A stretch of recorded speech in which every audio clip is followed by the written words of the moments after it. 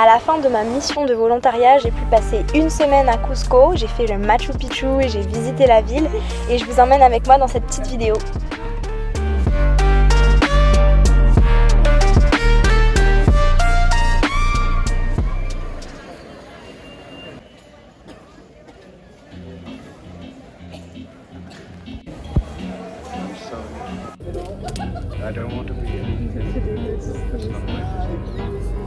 Bien sûr, le premier truc que j'ai fait en arrivant à Cusco, c'est de me prendre un anticuchos, la viande fumée délicieuse.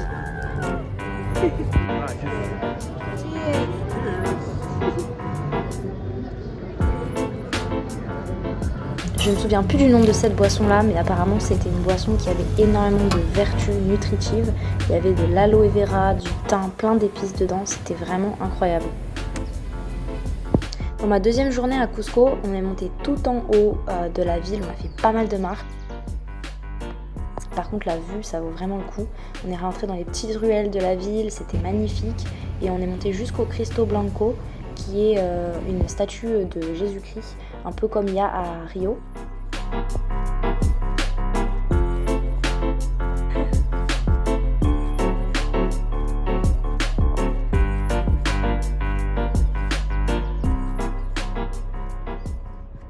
C'est vraiment un bon plan les auberges de jeunesse parce qu'on avait rencontré un gars de Cusco, du coup un local qui nous faisait visiter, qui nous montrait tous les petits endroits pas très connus et il nous a montré une zone où il y a des grottes.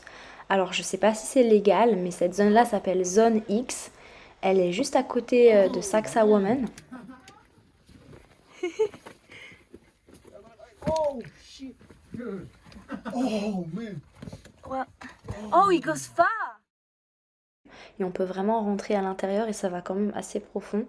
Si vous faites des choses comme ça, je vous recommande de toujours envoyer votre localisation à un proche avant. Il y avait plein de petits passages dans les roches, j'ai adoré. Et on pouvait aussi carrément des fois rentrer à l'intérieur des grottes. C'était assez bizarre parce que des fois on aurait dit qu'il y avait comme des rituels qui étaient pratiqués dans cette zone. J'avais vu une touffe de cheveux noirs à l'entrée d'une grotte avec une bougie. Donc je sais pas s'il y a des gens qui font de la magie noire dans ces endroits, mais on y est allé et c'était vraiment hyper impressionnant. Gracias papá y mamá por no hacerme tan grande. La lumière du jour.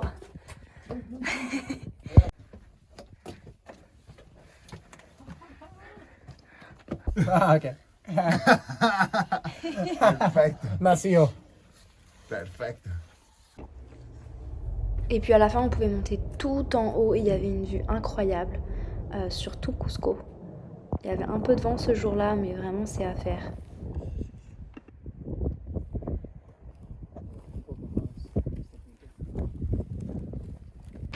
Donc là il est 5h du mat, on s'est levé tôt pour aller prendre le bus.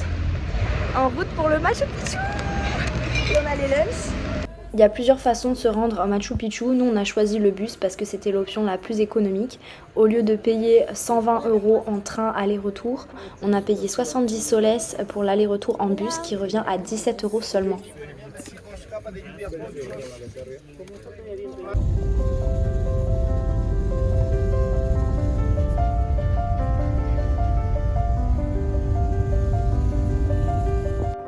Donc le trajet c'est environ 6 à 7 heures de route. Le bus nous dépose à Hidroelectrica et ensuite depuis là-bas pour aller à Aguascalientes il reste 2 à 3 heures de marche.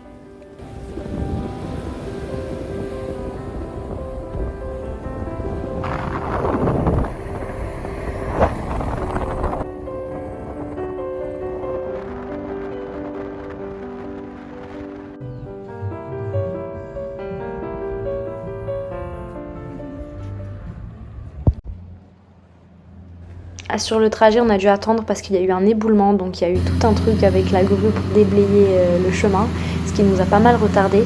D'où l'importance de vraiment y aller la veille pour pouvoir être sûr d'arriver au Machu Picchu en temps et en heure. Il y avait pas mal d'altitude sur le trajet, donc je buvais beaucoup de thé, de coca pour être sûr de ne pas avoir le mal de l'altitude. Mais ça s'est bien passé. Sur le chemin du Machu Picchu, il y a pas mal d'options pour manger. Je vous conseille de pas forcément vous arrêter au premier restaurant. Nous, c'est ce qu'on a fait et c'était le plus cher. Mais plutôt de tout de suite prendre le chemin du Machu Picchu et vous éviterez beaucoup de queues et c'est beaucoup moins cher les plats.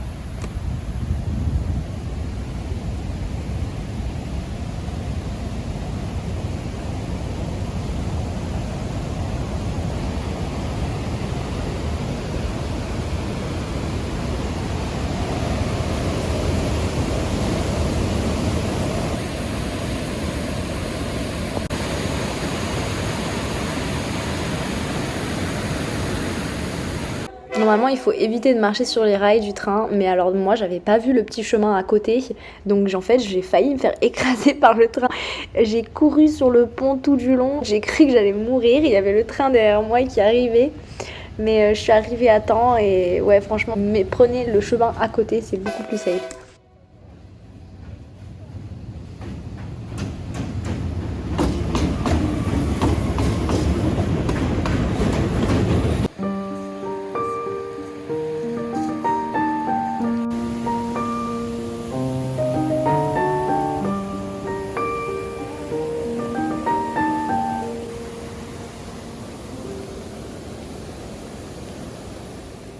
Le lendemain matin, comme notre ticket était pour 7h du matin et qu'il pleuvait, on n'avait pas trop envie de marcher sous la pluie, donc on a pris le bus.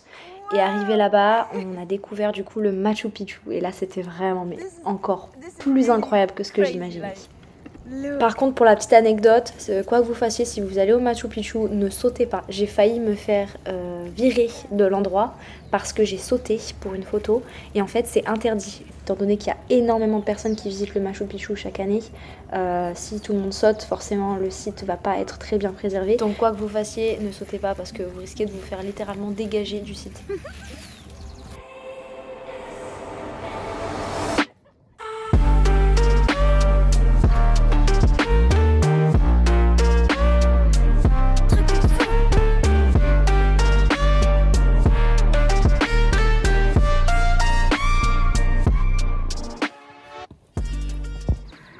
Pour arriver au Machu Picchu, on a marché tout ça, tout autour, on a marché. On est arrivé près de la rivière et Aguascalientes c'est par là. Arrivé au niveau de la pierre sacrée qui est en forme de montagne, j'ai ressenti qu'il y avait une énergie très forte dans cet endroit. Et j'ai observé qu'il y avait des gens qui faisaient une sorte de rituel, c'est-à-dire qu'ils mettaient leurs mains en direction de la pierre comme pour recevoir l'énergie de la pierre. Donc j'ai demandé à quelqu'un et il m'a dit que oui, c'était un rituel sacré que les gens faisaient à l'époque et donc je l'ai refait et j'ai vraiment senti qu'il y avait quelque chose. Il n'y a pas qu'un seul point de vue pour prendre des photos, il y en a énormément, donc on a vraiment le temps de prendre toutes les photos et les vidéos qu'on veut et sous plein de points de vue et de perspectives différentes et on peut vraiment marcher dans les ruines et toucher la pierre, et ça j'ai vraiment adoré. Oh, yeah.